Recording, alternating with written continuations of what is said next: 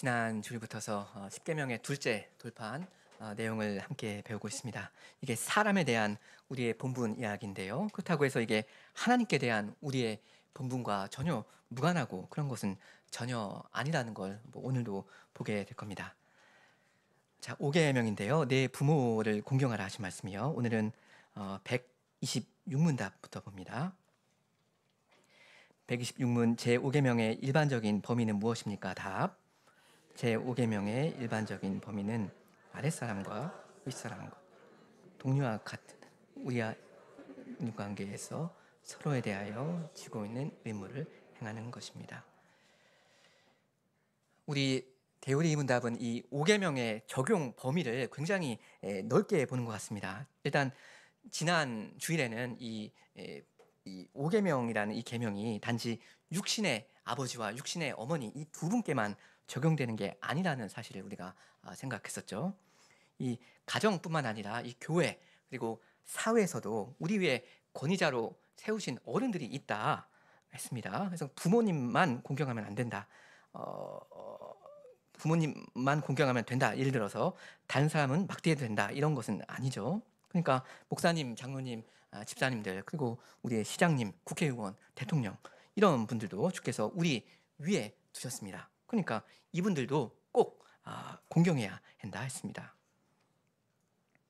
근데 여기 지금 126문답을 보니까 이 5계명이 알고 보니까 이런 윗사람에 대한 의무만 다루는 게 아니라고 하네요. 나보다 아래 있는 사람 그리고 나와 이 동급인 사람을 어떻게 대해야 하는가 이 문제도 이 5계명에 걸려 있다 이렇게 고백하고 있습니다. 좋습니다. 그래서 보시면 이 127문부터는 윗사람에 대한 도리를 가르치고요. 그 다음 129문부터는 아랫사람 그리고 131문부터는 동류되는 사람과의 관계에 대해서 이제 쭉 가르칠 겁니다. 오늘은 127, 128문답만 봅니다.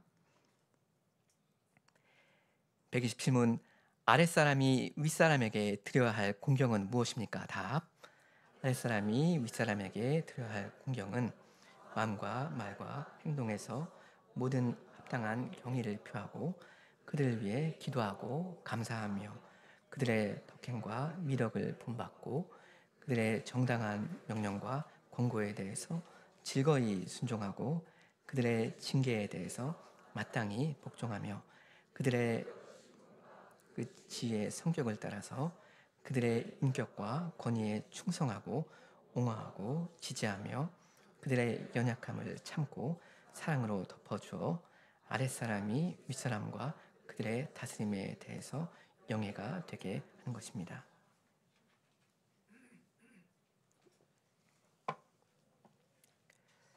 하나님께서 그 섭리로서 나를 어떤 사람 밑에다 두기도 하시고 어떤 사람 위에다 두기도 하시는데요. 내 위에 두신 사람은 한마디로 공경해야 합니다. 여기 가장 기본적으로 있는 건 부모와 자식 간의 관계죠. 자식은 부모를 공경해야 된다 이 말인데요. 여러분 이 문장을 부모의 입장에서 이야기하면 어떻게 됩니까? 왜 그 중학교 1학년입니까? 영어 문법 배우잖아요. 그 능동태 문장을 갖다가 수동태로 변환하라 이런 문제 나오는 거 기억하십니까? 이 문장 자식은 부모를 공경해야 한다. 이 능동태 문장인데 이걸 수동태로 바꾸면 어떻게 되죠? 부모는 자식에게 공경을 받아야 한다. 뭐 이렇게 되겠죠. 이 5계명을 부모의 입장에서 말하자면요. 부모는 공경을 받아야 합니다. 이걸 저는 부모이니까요. 내 입장에서 1인칭으로 말하면 어떻게 되겠습니까? 나는 내 자식에게 공경을 받아야 한다. 이렇게 되겠죠. 이 문장의 의미를 제가 뭐 바꾸고 이런 건 아닙니다. 능동태를 수동태로 변환했다 뿐이지. 근데 이것이 주님의 뜻입니다. 내가 내 자식에게 공경을 받아야 한다. 잘못된 것입니까? 하나님의 뜻입니다. 그러니까 부모 되신 여러분 그리고 교회 직분자이시든 혹은 이 사회에서 어떤 높은 자리에 있는 분들 여러분은 공경을 당연히 기대하셔야 하고 때때로 요구하실 때도 있겠습니다. 나를 무작정 그냥 존경하라고 막 마냥 강조하고 막 강요하고 주장할 수는 없겠지만 어떤 극단적인 겸손 아닌 겸손 그런 것은 안 됩니다. 사람이 생각하기에 야, 나 같은 사람이 무슨 아빠라고, 내가 얼마나 부족한 사람인데 난 솔직히 이 아이의 아빠라고 불릴 자격도 없다. 이러시면서 여러분의 자녀가 여러분을 공경하는지 안 하는지 그 여부에 아무런 관심도 만약 없으시다면 그거는 잘못입니다. 물론 그런 심정이 인지상정으로 어느 부모이든지 다 어느 만큼은 있을 겁니다. 자기가 정말 부모다운 모습을 이 아이들에게 보여왔는지 이걸 정직하게 한번 따져보면 떳떳한 사람 별로 없을 겁니다. 저도 참 제 아이들한테 해주고 싶은 건 너무 많은데 그거에 반의 반도 못했거든요. 실수도 참 많이 했습니다. 그래서 하나님께 대해서 참 송구한 마음이 있고 이 아이들한테도 참 미안한 마음 가득해요. 늘 그렇습니다. 그래서 얘들아, 난 네 부모다. 나를 공경하거라. 이렇게 요구하기가 조금 민망합니다. 그래서 드는 생각은 얘네들이 나를 좀 이렇게 공경해 준다면 다행이지만 안 그러면 뭐 어쩔 수 없지. 이렇게 되어볼 수가 있습니다. 근데 그러면 안 됩니다. 아니 내가 볼 때 난 그리 존경받을 만한 사람도 못 되고 그래서 얘네들의 마음이 이 정도라는데 뭐 어쩔 것이냐 이렇게 부모로서 손 놓고 있으면 안 됩니다. 왜 그렇습니까? 왜냐하면 여기 그 127문답에 아랫사람이 윗사람에게 드려야 할 공경은 마음과 말과 행동에서 모든 합당한 경의를 표하고 이렇게 쭉 이렇게 해야 한다라고 이야기하는 거, 이거 뭘 지금 이야기하는 거죠? 하나님의 계명이지 않습니까? 자식이 부모를 공경하는 거, 이건 주님께서 명하신 일입니다.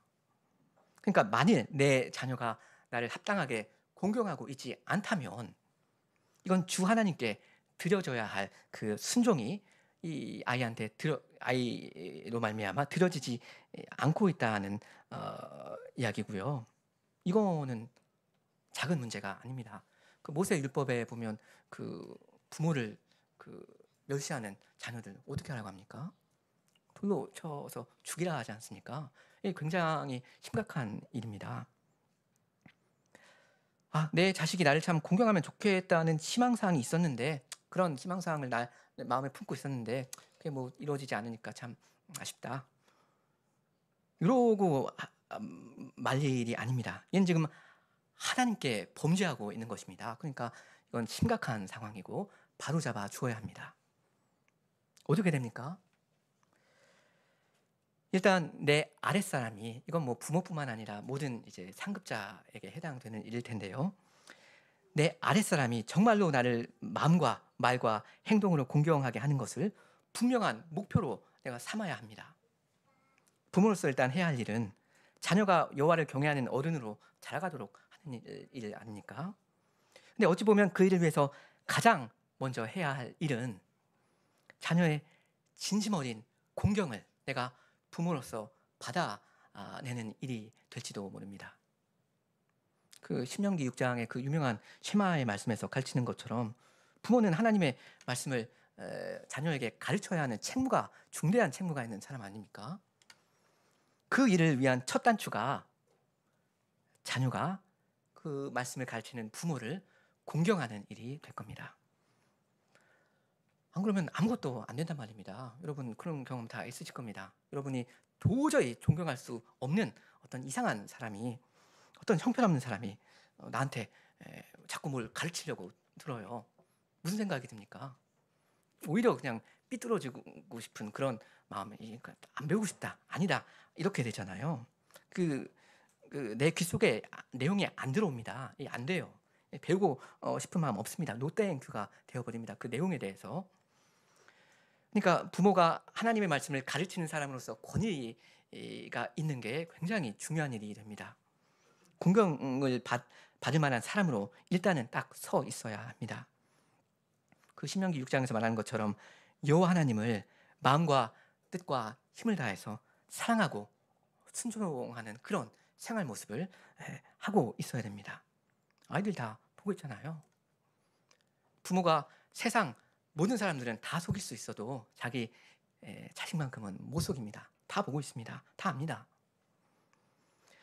그리고는 부모로서 요구해야 할 건 분명히 요구하셔야 합니다.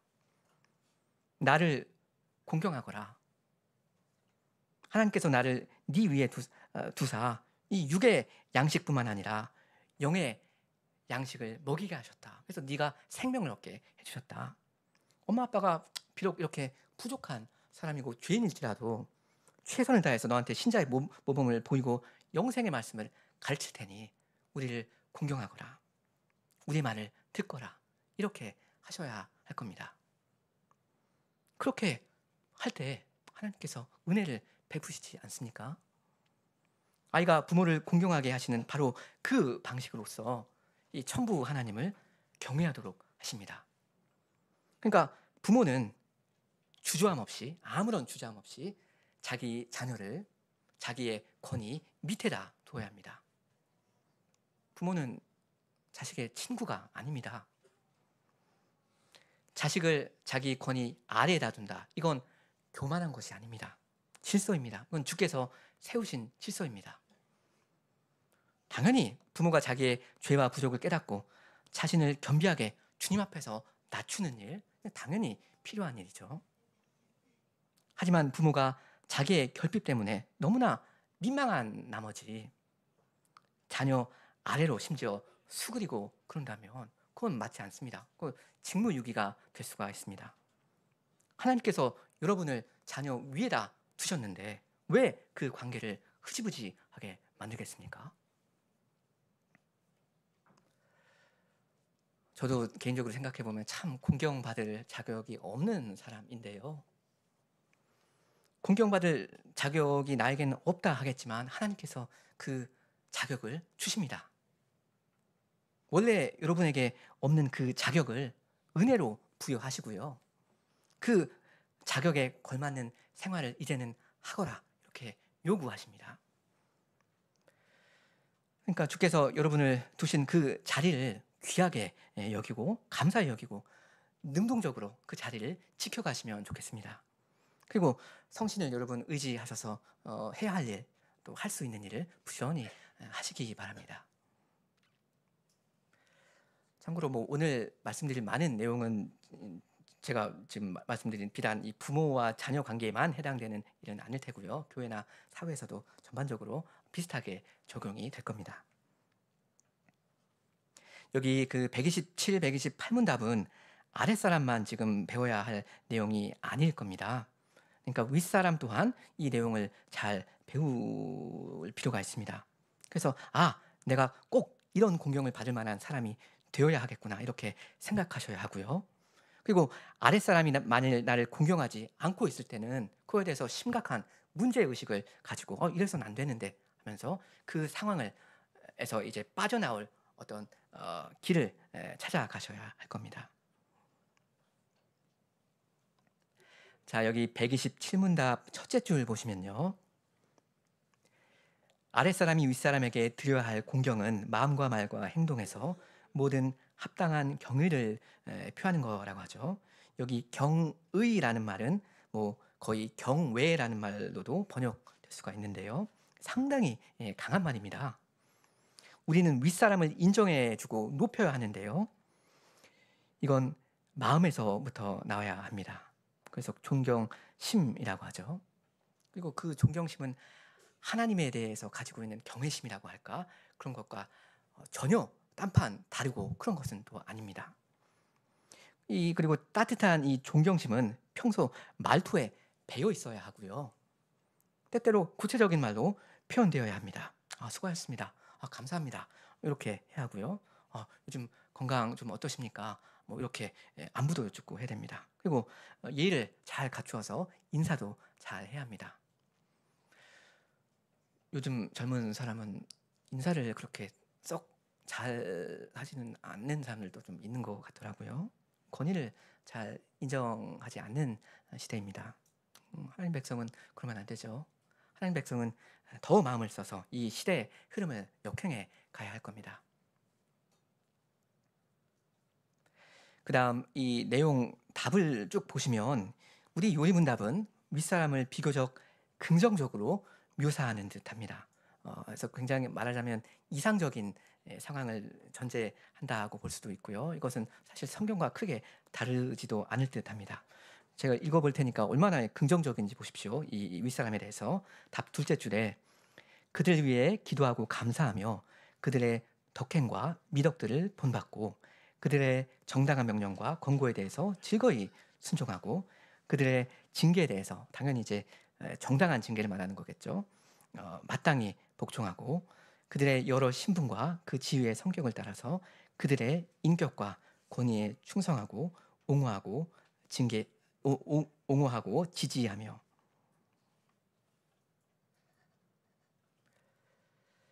윗사람이 모범을 보이면 당연히 적극적으로 본받아야 합니다. 여러분 잘 아십니다. 윗사람이 하는 중요한 역할 중에 하나가 그거 아닙니까? 모범으로 이끄는 거.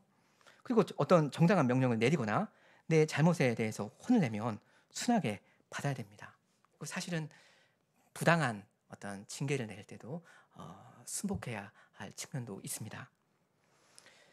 순복해야 된다. 윗사람한테 앞에서 나를 낮춰야 된다. 그러므로 그를 높여야 한다. 이건 너무나 당연한 일인데요. 사실 우리가 온전한 사람이 아닌지라 사실은 윗사람이 뭘 너무나 훌륭하게 잘해도 그걸 감사히 잘 따르는데 부족이 많단 말입니다. 하나님께서 여러분 위에 어떤 훌륭한 분을 이제 세워주셨다면 그건 다른 게 아니라 하나님의 복이거든요. 그러니까 그 윗사람을 기쁘게 따르고 섬기시면 됩니다. 그 점에 대해서 우리가 다 부족이 있기 때문에 주께 그 은혜를 더 구하면서 더 그 일에서 진보가 있어야 할 겁니다. 근데 사실 우리의 윗사람이 한없이 그냥 존경스럽기만 해도 우리가 참 모자라게 반응하는데 그렇지 않다면 윗사람의 어떤 현저한 문제가 있다면 그거 참 복잡하고 힘들어지지 않습니까? 그래서 그 경우를 제가 다루지 않을 수가 없는데요. 여러분 여러분의 부모님이나 교회 직분자나 사회의 어떤 리더가 부당한 일을 명하면 여러분 어떻게 하시렵니까? 주께서 금하신 죄를 하라고 하거나 주께서 명하신 일을 하지 말라고 하면 여러분 어떻게 해야 됩니까? 어떻게 하십니까? 그런 경우 순종하면 안 되죠. 불순종해야 합니다. 왜 그렇습니까? 어떻게 보면 주님께서 그를 나보다 높은 권위의 위치에 두셨다잖아요. 그러면 무조건 순종해야 되는 거 아닙니까? 그렇지 않습니다. 왜냐하면 그 권위자 위에 또 권위자가 계시기 때문입니다. 그 군대에는 계급이 이렇게 피라미드식으로 있지 않습니까? 내가 2등병인데 2등병인 나한테 이 소대는 이제 한 100명 정도 되는 소대의 장이 되는 사람인데 소대장이 나한테 뭘 명하면 어떻게 되죠? 당연히 순종해야 됩니다. 복종해야 됩니다. 그게 원칙입니다. 근데 이 소대장이 가만히 보니까 대대장이 하지 말라고 한 걸 나한테 하라고 한다면 그럼 이야기가 전혀 달라지죠. 이 경우 이 소대장은 지금 자기 위에 있는 권위자에 대해서 반항을 하고 있는 거 아닙니까? 그런 소대장의 이 명령은 나에게 구속력이 없습니다. 그런 명령은 복종할 필요가 없고요. 복종해서도 안 됩니다. 지금 이등병, 소대장, 대대장 이야기했는데 조금 더 올라가 볼까요? 한 달 전에 우리나라의 그 최고 통수권자가 불법적인 명령을 내렸단 말입니다. 국회 본회의장에 진입해서 이 국회의원들을 강제로 끌어내라고 했습니다. 이게 이 사령관들이 불법이라는 걸 알고 있다면 복종하면 안 되었습니다. 왜 그렇습니까? 이 대통령보다 더 높은 권위, 헌법이 있으니까 그렇죠. 이 대통령은 헌법 아래 있지 않습니까? 대통령 헌법보다 좀 더 많이 올라가 보죠. 최고 권위자 누구십니까? 당연히 주님이시죠. 그러니까 그분의 권위 아래 있는 사람이 무엇을 명하거나 금할 때 그게 그 주님의 의중에 부합하는가 이것이 결정적인 관건이 되겠습니다. 사람보다 하나님께 순종하는 것이 마땅하니라. 사도행전 5장 29절입니다. 그리고 예수님께서 말씀하셨습니다. 아버지나 어머니를 나보다 더 사랑하는 자는 내게 합당치 아니하다 하셨습니다. 마태복음 10장 37절입니다. 헌법이 하지 말라고 하는 것을 이 대통령이 하라고 할 때, 요구할 때 그런 요구는 들어주면 안 되는데요. 경우에 따라서 이 상급자가 하려는 그 일을 하급자가 적극적으로 나서서 막아야 할 때도 있을 겁니다. 한 달 전에 그 윤 대통령이 비상계엄령을 내릴 작정이 있었지 않습니까? 이제 그래서 이제 뭐 회의도 소집하고 그랬다는데 그걸 이제 듣고 몇몇 국무위원들이 만류를 했다고 하대요.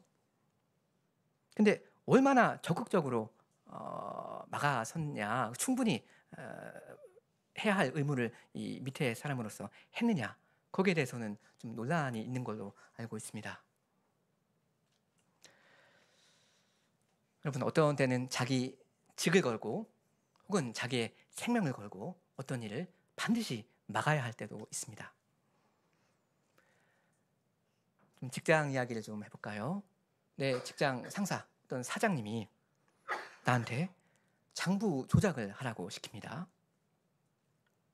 굉장히 심각한 범죄죠. 절대 하면 안 되는 짓입니다. 당연히 하면 안 됩니다. 그러면 그럴 때 여러분 어떻게 하시겠습니까? 사장님, 저는 그런 일 못 하겠습니다.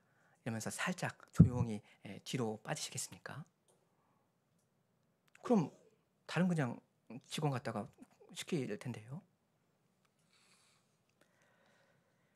사안이 복잡하기 때문에 우리가 지혜롭게 대처할 필요가 물론 있겠습니다. 그런데 그리스도인에게는 선지자적인 사명이 또 있습니다. 우리가 세상 모든 일, 모든 불의에 다 일일이 간섭할 수 있는 것은 아니지만요. 내 앞에 어떤 사안이 현안으로 딱 떨어졌을 때 그걸 살짝 이렇게 비껴가기보다는 때로는 그것을 직면해야 할 때도 있습니다. 아닌 건 아니라고 말할 수 있어야 합니다. 사장님, 그건 옳지 않습니다. 절대 그러시면 안 됩니다.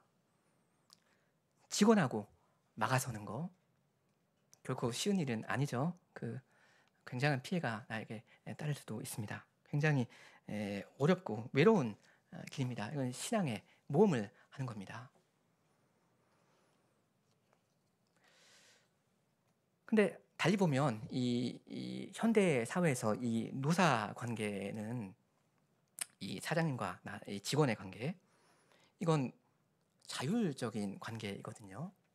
이 회사 내가 원해서 입사했습니다. 원해서 지원하고 입사했고요. 뭐 원하면 내가 퇴사할 수도 있습니다. 뭐 해고를 당할 수도 있고요. 한 번 들어간 조직에 거기에 반드시 죽을 때까지 남아서 충성하라. 안 그러면 하나님께 범죄하는 것이다. 이런 법은 또 없습니다.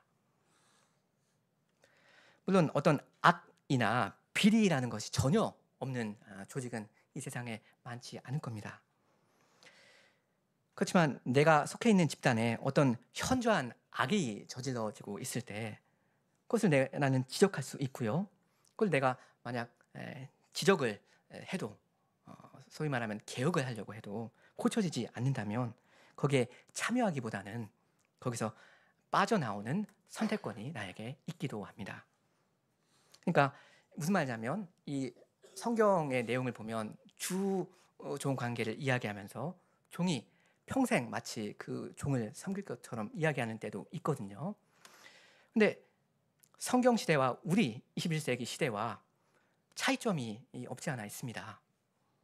그때 과거에는 거의 뭐 어떤 사람이 내 주인이면 평생 그를 섬겨야 하는 그런 경우가 없지 않아 꽤 있었다고 알고 있거든요. 물론 빠져나올 수 있는 경우도 있었지만 이제 자유권을 사거나 뭐 그런 게 있었는데 많은 경우에 거기서 도저히 빠져나올 수가 없었습니다. 그러니까 굉장한 인내심이 이 종한테 요구되었을 겁니다. 근데 요즘은 그렇지는 않거든요. 이 주종 관계가 굉장히 유연합니다. 물론 큰 원칙은 인내하는 것입니다. 그래서 230쪽 밑에서 넷째 증거 선고요. 230쪽 밑에서 넷째 증거 선고 베드로전서 2장에 그랬죠. 사환들아 범사의 두려움으로 주인들에게 순복하되 선하고 관용하는 자들에게만 아니라 또한 까다로운 자들에게도 그리하라. 애매히 고난을 받아도 하나님을 생각함으로 슬픔을 참으면 이는 아름답다 하고요. 그리고 오직 선을 행함으로 고난을 받고 참으면 이는 하나님 앞에 아름다우니라 합니다. 강조되는 건 뭡니까? 고난을 받으라, 참아라 하는 거 아닙니까? 이렇게 어떻게 하든지 내 윗사람을 참아주고 섬기는 것이 큰 원칙이고요. 이것이 주님을 기쁘게 하는 일이 됩니다. 이 까다로운 사람이랑 부딪히지 않으면 굉장한 지혜와 또 어른의 인내심, 성숙함이 필요하지 않습니까? 모든 일에 사사건건 충돌하고 그러면 이 사람을 잃게 되니까 할 수 있는 대로 참고 견뎌야 합니다. 하나님께서 나의 인격을 단련하실 때 정금처럼 단단하게 나를 빚어가실 때 많은 경우에 고난을 통해서 특히나 사람을 통해서 그렇게 하지 않습니까? 맞으면 그 맷집이 생기려면 고난을 받아야 합니다. 그리고 오늘 베드로전서 읽은 부분 후반부에서도 그랬지만 바로 예수님께서 이러한 고난을 받으시면서 온전함으로 이제 나아가셨거든요. 근데 주인이 뭐 사장님이 부장님이 불의한 일을 계속 시킨다면 그리고 내가 그 악한 문화를 개혁할 가능성이 현실적으로 보이지 않는다면 그 주인한테 지나치게 뭐 평생 매여야 한다. 그럴 생각을 할 필요는 없겠습니다. 주께서 나를 거룩한 선민으로 여기다 두셨는데 내가 이 직장에서 빠져나오면 큰 죄를 짓는 거다. 이렇게 당장 생각할 이유는 없습니다. 바울 사도도 그 고린도전서 7장에 보면 각 사람은 부르심을 받은 그 부르심 그대로 지내라 하면서도 당시 노예한테 그러거든요. 내가 자유롭게 될 수 있거든. 그렇게 하라고요. 어떤 구조적인 악 가운데 말하자면 갑을 관계에서 내가 을로서 어떻게 이것을 바꿀 수 없는 그런 구조적인 악의 아랫부분에서 내가 평생 사는 것이 그것이 능사가 되지는 않을 수도 있습니다. 못된 상급자를 만나서 마냥 당하고만 산다면 내 인격이 피어오르는 대신에 오히려 쪼그라들고 말라버리고 위축될 그런 위험이 있거든요. 내가 더 즐거이 섬길 수 있고 선을 행할 수 있는 곳을 찾아 나선 그런 옵션도 열려 있다는 말씀을 드렸습니다. 성경의 강조점이 분명히 있고요. 우리가 사는 이 시대의 특성도 있기에 이 부분을 좀 균형 있게 볼 필요가 있다 생각되어서 이렇게 말씀드렸습니다. 그 231쪽 제일 윗줄이요. 그들의 연약함을 참고 사랑으로 덮어주어야 한다고 합니다. 그러니까 윗사람의 죄와 부족 때문에 내가 굉장히 힘들어질 수가 있지 않습니까? 이 세상에서 가장 힘든 건 인간관계란 말입니다. 특히 이 말하자면 갑을 관계인데 이 윗사람이 나한테 그러면 이 어떻게 전혀 손을 못 쓰는 그런 경우가 굉장히 많습니다. 말 못할 고민에 빠져버립니다. 특히 이 부자 관계처럼 어떻게 해소될 수 없는 그런 관계는 더더욱 어렵습니다. 방금 말씀드린 말하자면 직장에서 그런 사장님 그런 경우는 사실은 내가 떠나면 그 사장님이 이제 아저씨 되는 거 아닙니까? 그렇지만 이 부자 관계 이 해소될 수 없는 평생 가는 그런 관계는 굉장히 어렵거든요. 어떡합니까? 답은 그들의 연약함을 참고 사랑으로 덮어주라는 겁니다. 미워하면 안 되고요. 사랑해야 됩니다. 아무리 이 사람들이 죄인이어도 여전히 사랑의 대상 아닙니까? 이웃입니다. 그리고 할 수 있으면 어떤 윗사람의 부족을 까발리고 욕하는 대신에 그것을 덮어줘야 합니다. 창세기에서 그 노아의 그 두 아들이 이 아비의 하체를 보지 않고 이렇게 뒤로 걸어가면서 그것을 이렇게 덮어준 것처럼요. 여러분, 상급자의 죄 때문에 내가 고생을 하게 될 때 내가 죄인으로서 어떻게 하게 됩니까? 자연스럽게. 일단은 내가 이 사안에서만큼은 피해자니까 내가 이 사람보다 도덕적으로 우월하다 하는 어떤 그런 교만한 마음을 자연스럽게 품게 되고요. 자기의 의를 주장하게 되고요. 뒤에서 그를 욕하고 그 죄를 지적하고 당장 반발하게 되는데요. 근데 하나님께서는 인내심을 요청하십니다. 참으라 하십니다. 어려운 사람을 말없이 그냥 참는 거, 그것도 하루 이틀도 아니고 그런 거, 이거 굉장한 성숙함이 요구되는 거란 말입니다. 이거는 윗사람보다 오히려 더 성숙한 믿음을 가지고 그 사람을 참아주는 겁니다. 어떻게 보면 이 사안에서만큼은 내가 이 어른보다 더 어른의 마음을 품고 그를 이해해주고 참아주는 것입니다. 애들은 견디지 못하거든요. 참아줍니다. 왜 그렇습니까? 여러분은 주 그리스도를 섬기니까 그렇습니다.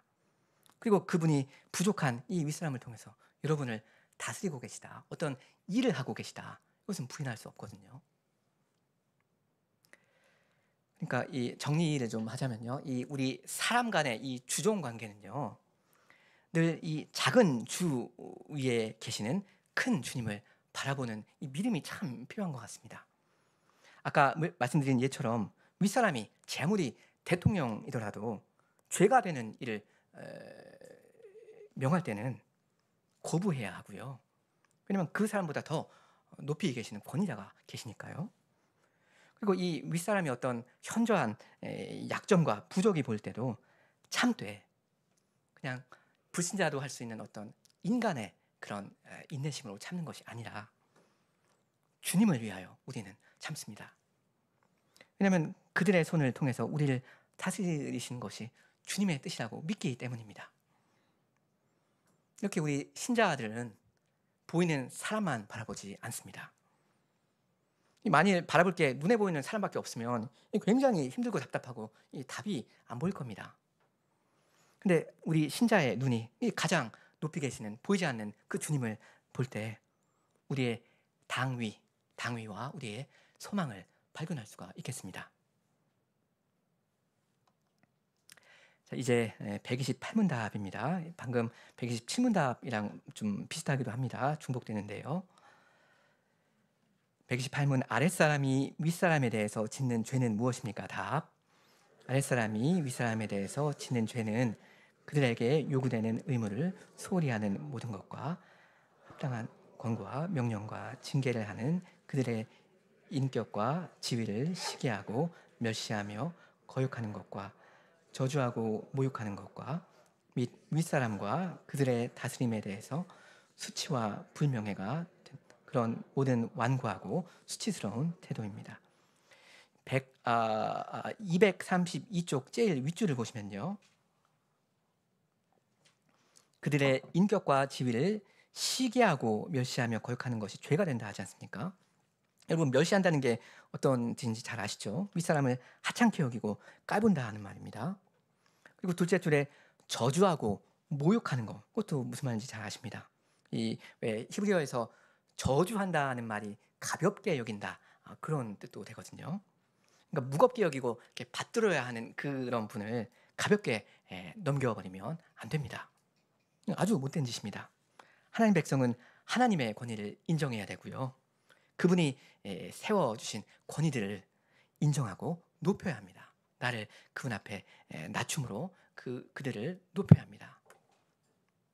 자, 그런데 여기 좀 희한한 단어가 하나 있네요. 여기 첫째 줄에 그들의 인격과 지위를 시기한다는 거, 무슨 말입니까?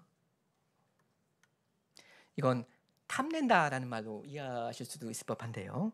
여러분, 이 남의 어떤 물건에 대해서 시기심을 갖는다 혹은 탐심을 품는다, 이거 무슨 뜻입니까? 친구한테 어떤 근사한 자동차가 있는데 내가 시기하고 그걸 탐낸다면 무슨 뜻이죠? 그게 내 것이 되면 좀 좋겠다 하는 그런 심정이잖아요. 왜 저게 저 사람한테만 있고 나한테는 없느냐, 이거 아닙니까? 이러면서 불만을 품는 건데요. 윗사람의 지위를 시기한다는 것은 그 사람이 나에 대하여 그 지위를, 그 권위를 갖고 있다는 사실에 대해서 불평을 하면서 받아들이지 않는다, 그 현실을 못 받아들인다 하는 그런 뜻일 겁니다. 그 사람의 지위와 권위를 안 꼽게 여기는 겁니다. 당신이 뭔데 나 위에 올라서려고 그렇게 듣느냐, 난 인정 못한다, 이런 마음이요. 그러면서 사실은 그 지위와 그의 권위가 나의 것이 되기를 탐내는 그런 겁니다. 그 사람 위에 올라가서 어떻게 좀 해보고 싶은 그런 심정이요.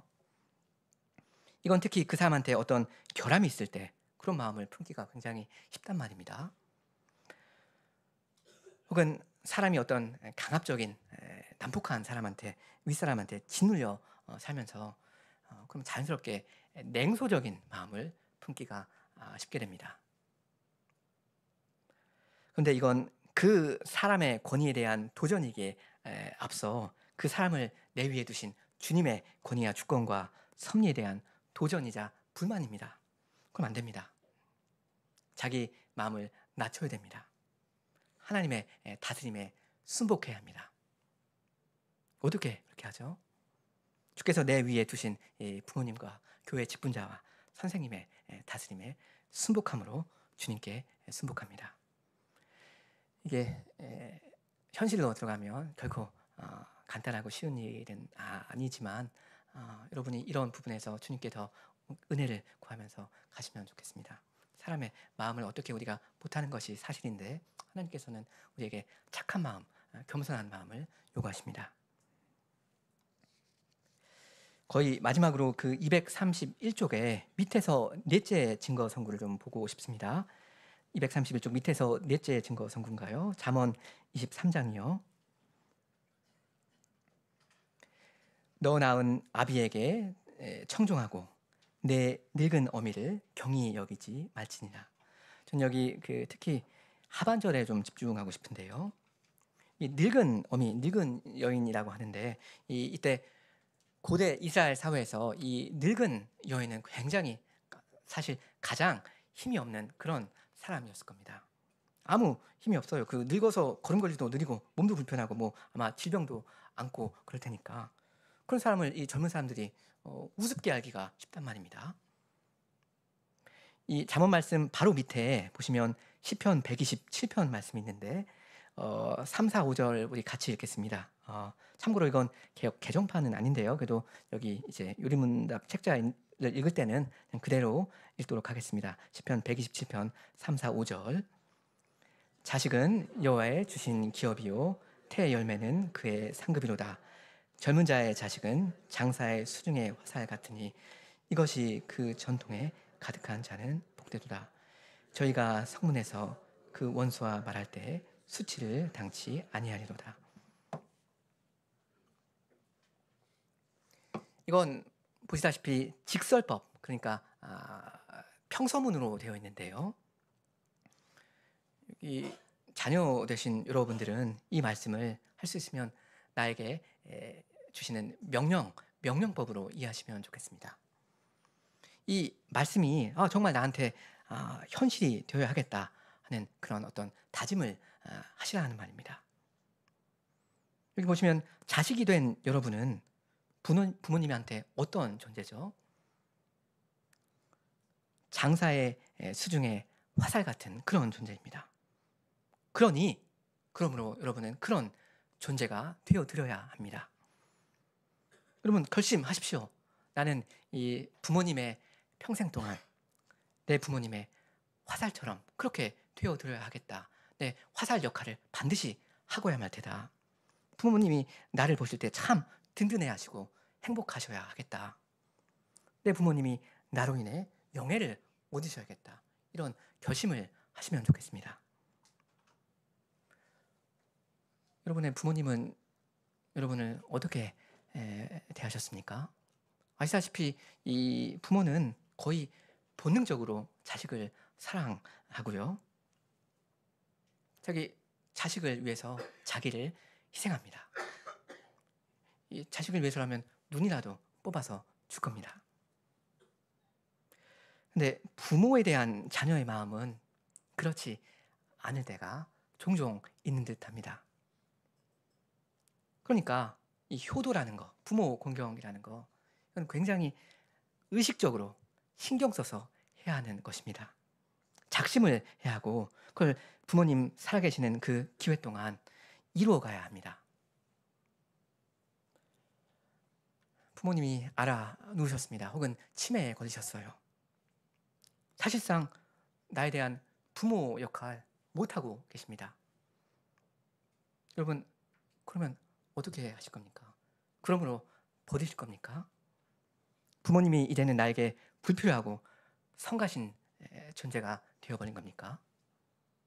너무나도 악한 생각이죠. 나는 평생 자식다운 자식이어서, 내가 워낙 착해서, 그래서 부모님이 나를 참고 인내해주고 나를 먹여 살린 겁니까? 그렇지 않잖아요. 이 잠언 말씀, 내 늙은 어미를 경히 여기지 말지니라 했습니다. 무겁게 받들어야 합니다. 이건 젊을 때부터, 어릴 때부터 이 자식의 마음에 새겨야 하는 그런 말씀이 됩니다. 나는 내 부모님이 치매에 걸리셔도, 심지어 나를 알아보지 못하는 그런 지경에 이르셔도 나는 끝까지 최선을 다해서 모셔야겠다. 난 내 부모님을 받들 거다. 결심을 하셔야 되고 평생 이제 부모님의 여생 동안 이행해 가셔야 합니다. 적극적으로. 아무리 형편이 어려워도 힘닿는 만큼 현실적으로 할 수 있는 거 다 하셔야 합니다.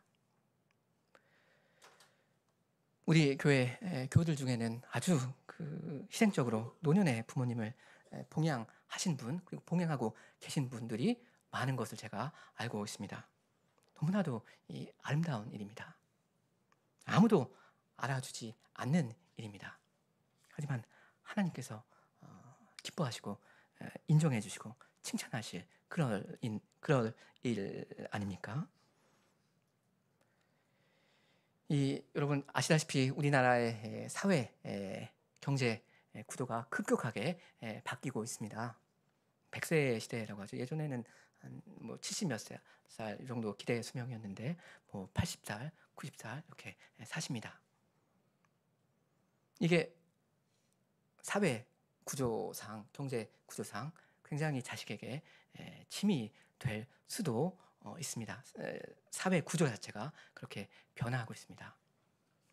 큰 짐이 될 수도 있겠는데 하나님께서 이 짐을 여러분에게 가볍게 해 주실 겁니다.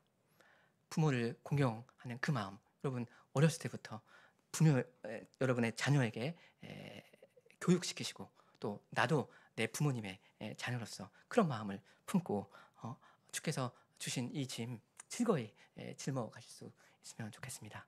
함께 기도하시겠습니다.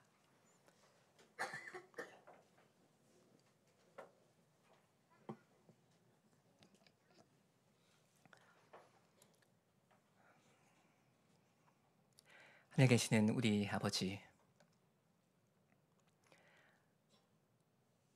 우리의 천부께서는 사랑이 많으셔서 저희 위에 좋은 부모님들을 세워주시고 많은 경우에는 저희에게 그리스도를 믿는 그 믿음을 기업으로 주셔서 저희가 그리스도를 어려서부터 만나고 하나님을 믿고 살아가게 하셨으니 이것이 주께서 저에게 베풀어 주신 큰 은혜가 되옵니다. 주님, 저희에게 또한 지혜와 또 사랑하는 마음을 더욱 주셔서 주께서 저희에게 저희의 위에 두신 이 부모님을 평생 동안 잘 모시면서 살아가기를 원합니다. 현실적인 여러 가지 어려움이 있을지라도 주께서 힘주시는 만큼 저희가 할 수 있는 것을 하며 기회가 있을 때 저희가 섬길 자들을 즐거이 섬길 수 있도록 하여 주시옵소서. 그런 마음이 저희에게 부족한 것이 사실이오니 주님, 저에게 이웃을 사랑하는 그 따뜻한 마음을 날마다 베풀어 주시옵소서. 예수님의 이름으로 기도합니다. 아멘.